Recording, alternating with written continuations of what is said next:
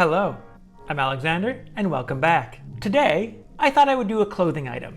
Today's clothing item is a Japanese Haori Jacket, spelled H-A-O-R-I. It's kind of like a cardigan, just made with straight cuts, not really anything round. Ugh, so many years of Japanese class and I can't even remember how to say things properly. What we need for this jacket, or this type of project, is some sort of outer shell material.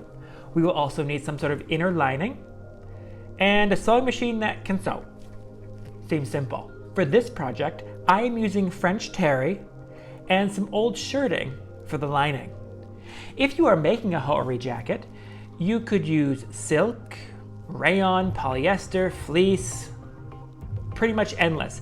It's a garment that really can be adapted and used with many different types of fabric. Let's get right into it. Also, because I'm a Western person, please don't say this is cultural appropriation. I just happen to like the jacket and the style. Making the pattern is probably the first thing we need to do. Now, with this type of jacket, it really is square rectangles, basically. In the description below, I put the sizing of the panels that I used. I am generally a large, extra large in a shirt, depending on the shirt, depending on the cut. I made my own pattern. And you can too, again, using the description below. For this project, I am using a 3/8 inch or 1 centimeter seam allowance. For the seam allowance, I have already built that into the pattern pieces and into the sizing below. Here are all my pattern pieces with grain line marked and the correct sizing. This is the gray French terry I'm using and the shirting.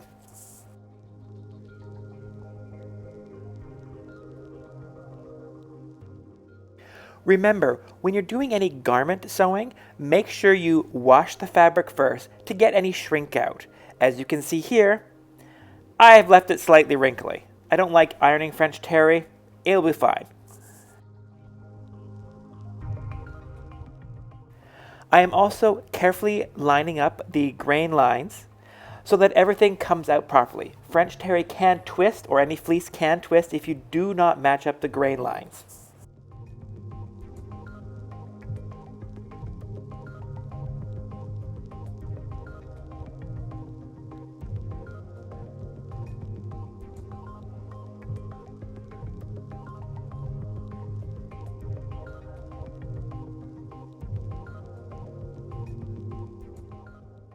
Eagle-eyed viewers might notice that I'm using quilting pins, which I don't generally suggest you use. I'm using French Terrier fleece, so they will be able to, or the fabric will be able to support it. If you were using something like silk, use proper pins.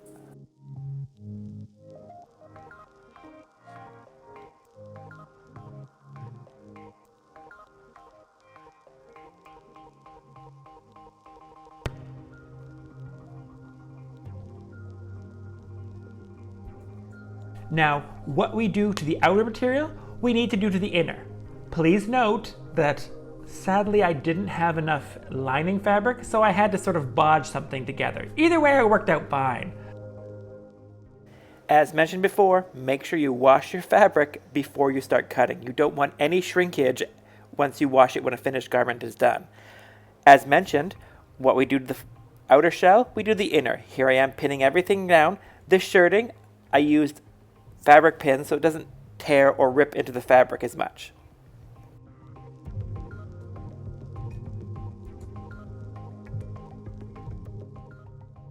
As you can see here, there is a seam there to get this last back panel done.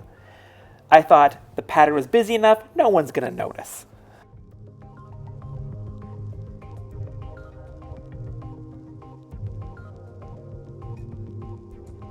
Now, you do not have to quilt the neckband like I did. You could leave it plain, you could add buttons or any sort of embellishment. If you have an embroidery machine, you could embroider all the way around the outside. The possibilities are endless. As this is a fairly simple garment, you can do as you please. Because I am me, I was going to quilt on a 45-degree angle.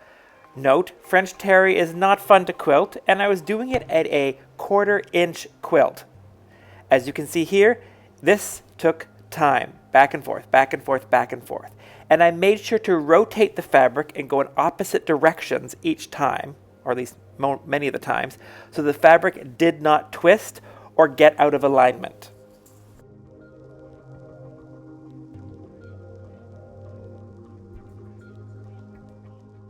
This quilting is not for everyone, but in the end, it looks spectacular and felt great. As you see here, I quilted the neckband piece larger than what I actually needed based on the pattern.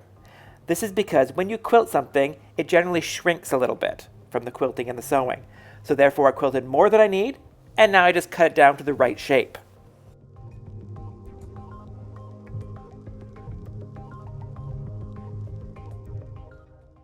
Also, as you can see here, I quilted onto some cotton batting. You don't have to do this, I just felt it stabilized it a little better.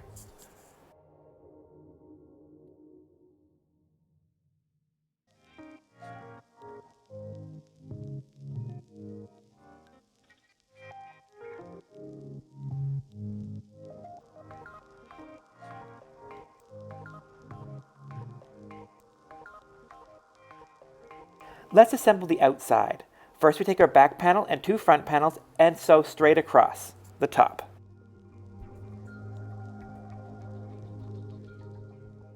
By doing that, you end up with something like this. I also pressed the seams open. Just looks a little nicer. So this is what we have so far for the body. Take your large sleeve rectangle, fold it lengthwise, and mark. Place that mark on the seam of the shoulder there, just lining it up perfectly, and then pin along that edge, thus creating the seam for the sleeve. Make sure that right sides are together.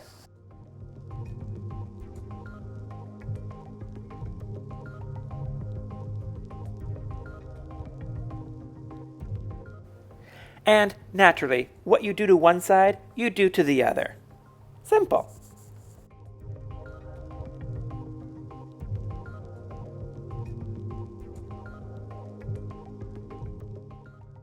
Then you take this to the sewing machine, sew down that line, and press open. Again, pressed open seams are generally easier to sew for when I'm doing a garment than anything else.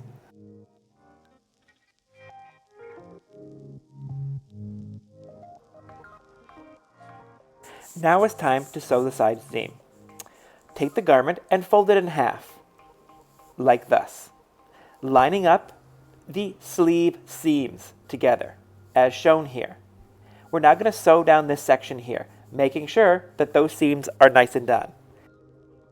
Once you've sewn everything, you're going to want to clip that little tiny corner in each area, as I'm doing here, right to the seam, not into it, making sure that all your seams were open when you sewed it together.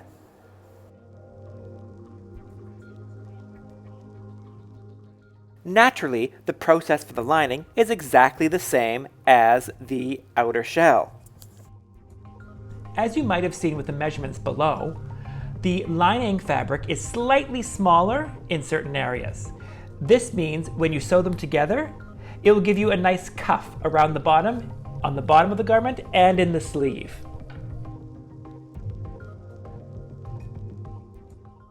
Now it's time to marry the shell and the lining. First, start by taking your outer shell and turning it inside out.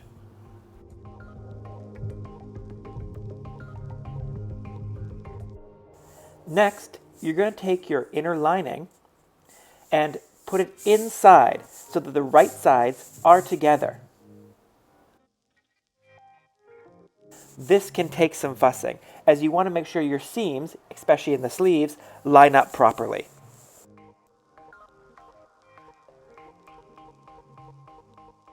We're going to start the marrying process with the bottom edge. So with right sides together, you're going to sew along this bottom edge, making sure that the seams, pressed open, are matching.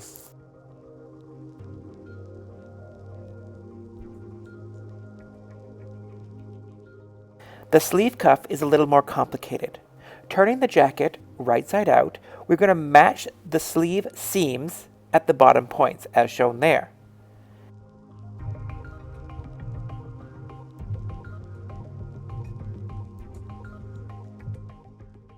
Next, you're going to go in between the lining and the outer shell and pull where that seam is and line up together and pin.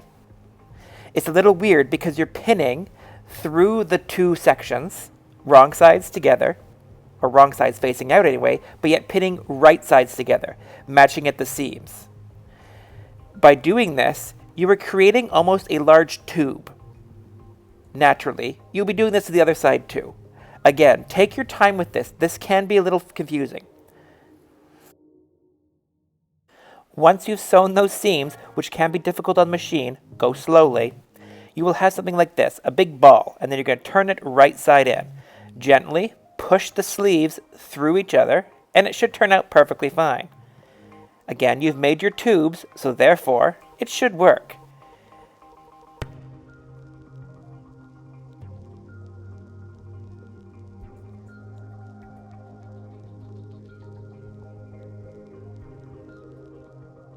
Now, based on our pattern, remember, some places are shorter, like the back and the sleeves. So you get this nice little cuffed edge at the bottom there I'm pointing to.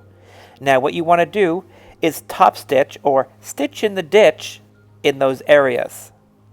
This will give a nice professional finish.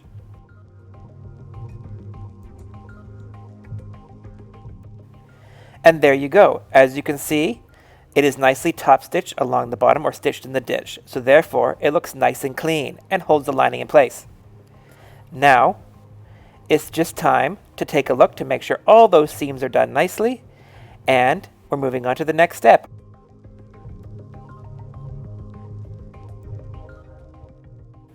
Now it's time to add the quilted neckband.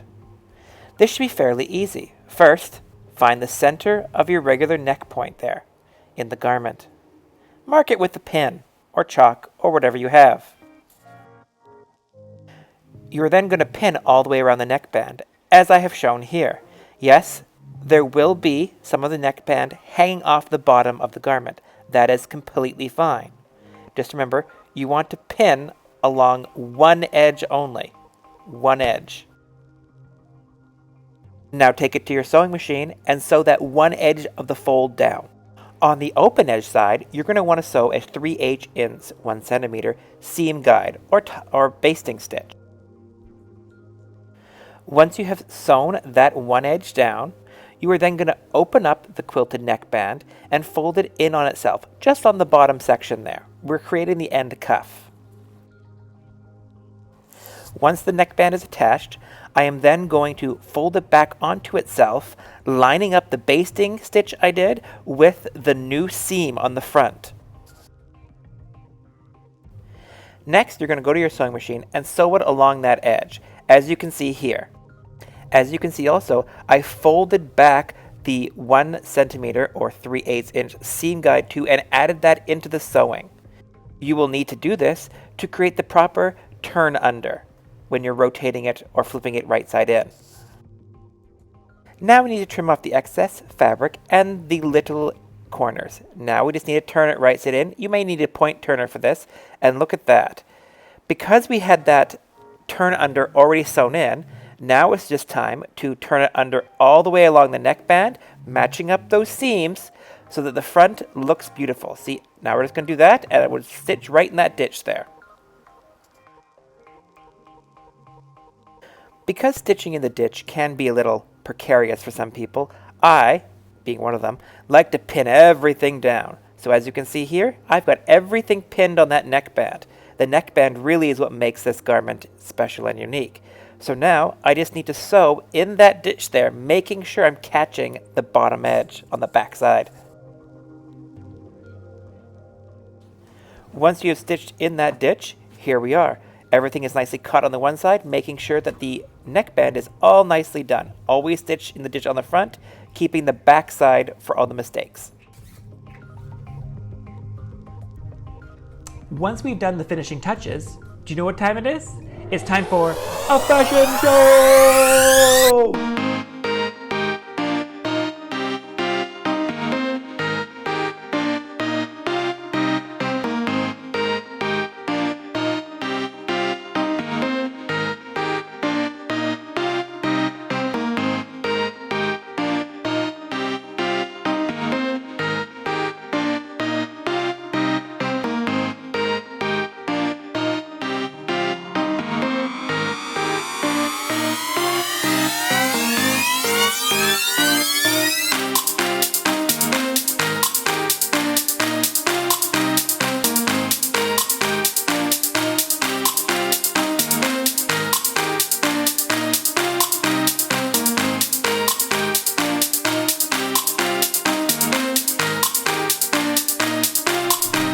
you go. One finished jacket. You can add a button and a loop in the center of the front, just in case if you want to close. I don't need a closure because I plan to have it hanging open. Thanks for watching this video. I hope it was informative and that you make one too. If you do, let me know in the comments below and how it turned out for you. Thanks for watching my videos. Don't forget to subscribe. Hit the bell icon so you get notified of my next videos. And don't forget to hit that thumbs up button so I get more likes. Bye now. Thanks for watching. See you soon. God, this perm is just out of control. Ooh.